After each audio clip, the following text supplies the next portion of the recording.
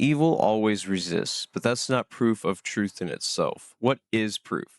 When resistance comes from those who repeatedly benefit from systems of harm, resistance from institutions like churches, governments, or ideologies, when met with facts, logic, or ethical reasoning, does not disprove their reasoning. It proves they are defending a construct that cannot withstand scrutiny.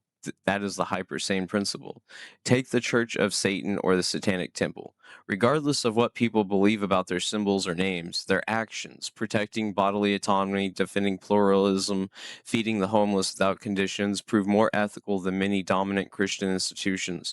You don't have to like their aesthetic to acknowledge that they walk the walk, while others just talk the talk, never donating to a single GoFundMe in their life. Most Christian institutions only help others conditionally.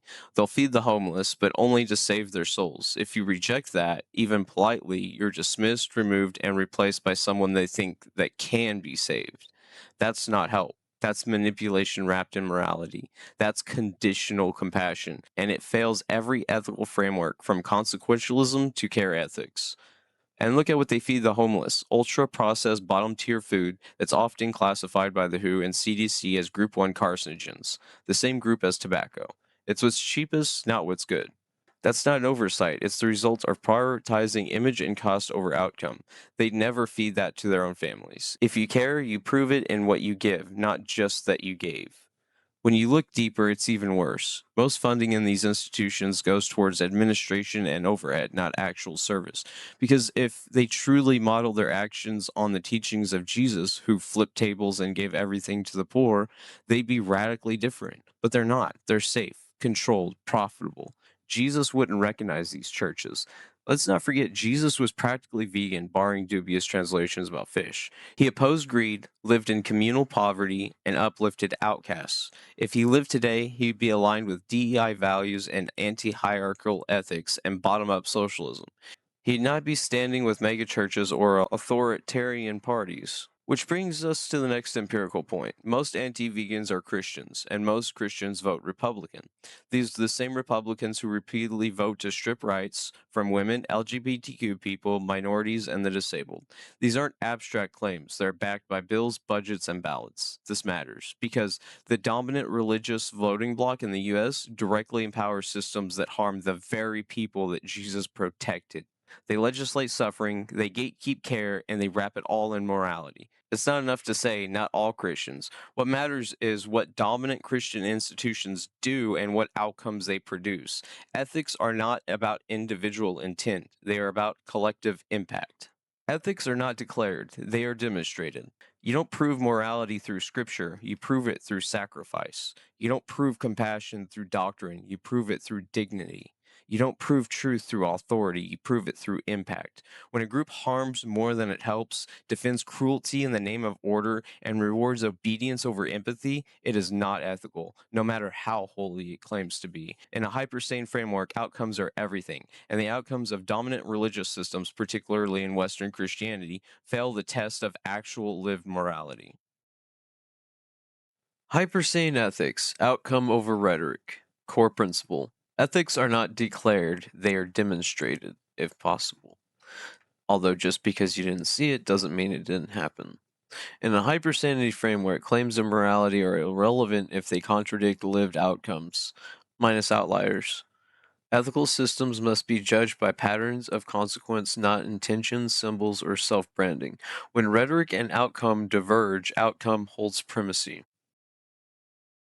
Framing of moral claims. Resistance as a signal. Resistance isn't proof of truth, but when institutions repeatedly resist accountability, scrutiny, and harm reduction, that resistance becomes a diagnostic indicator of systemic hypocrisy. Entrenched systems reliably resist ethical scrutiny that threatens their power or identity. Institutions. Some organizations, like the Satanic Temple, demonstrate real world measurable ethics, bodily and autonomy, civil rights, pluralism, without relying on divine moral claims. This contrasts with many mainstream religious institutions that preach virtue while protecting or enabling harm. Certain secular or counter religious institutions demonstrate more consistent ethical behavior than dominant religious bodies. Some. There's a lot more bad apples or bad seeds out there, if you would. Aid is only ethical when freely given. If charity comes with requirement to convert, conform, or be saved, it is coercion masquerading as care. This violates both consequentialist and dignity based ethics. Aid contingent on ideological submission is not charity, it is coercion. Ethical denigration in practice. When Christian organizations feed homeless individuals the cheapest, most harmful food, e.g., Group 1 carcinogens like processed meats, it shows a prioritization of image and ease over health and care. These actions cause long term harm under the guise of virtue. Many food donations reinforce preventable disease by prioritizing convenience over care. The administrative grift.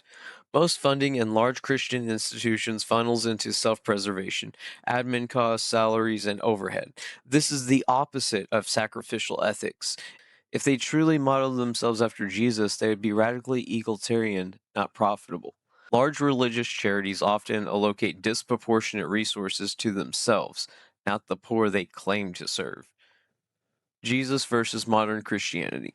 Jesus' teachings were anti hierarchical, egalitarian, communal, and compassion based. If alive today, he would align more with DEI, mutual aid, and secular humanism than with authoritarian or nationalist power structures. Most modern Christian institutions would reject him. While not vegan in the modern sense, Jesus' ethics were anti authoritarian and radically inclusive. Empirical outcomes of Christian voting blocs. Dominant Christian voting patterns, especially in the US, overwhelmingly empower political actors who legislate anti LGBTQ laws, anti reproductive rights, and discriminatory religious privilege. Regardless of intent, the consequence is structural harm. In aggregate, dominant Christian voting blocs empower legislation that restricts the rights of non members and marginalized groups. Um, Race, and disability. Ethics are not symbolic, they are empirical. Conditional charity. Ethics are not symbolic, they are empirical. Conditional charity, institutional wealth hoarding, health eroding aid, and rights restrictive policy, like eugenics, are not isolated failures. They are patterns. When these outcomes persist, the moral failure is not theoretical, it is proven. If you'd like to be better than virtually every Christian imaginable, feel free to donate just $1 to the GoFundMe. Thanks.